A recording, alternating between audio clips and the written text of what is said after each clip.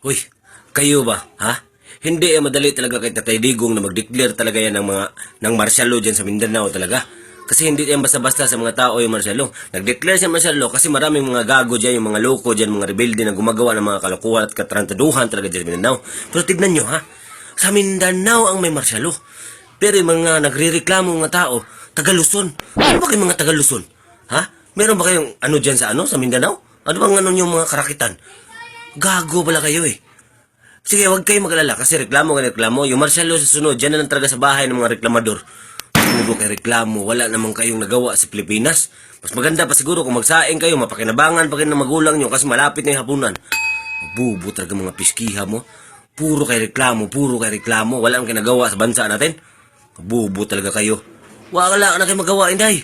Dudong, puro kayo reklamo, Mindanao, yung martial law, yung Tagaluso, yung reklamo. Bubo mo kayo.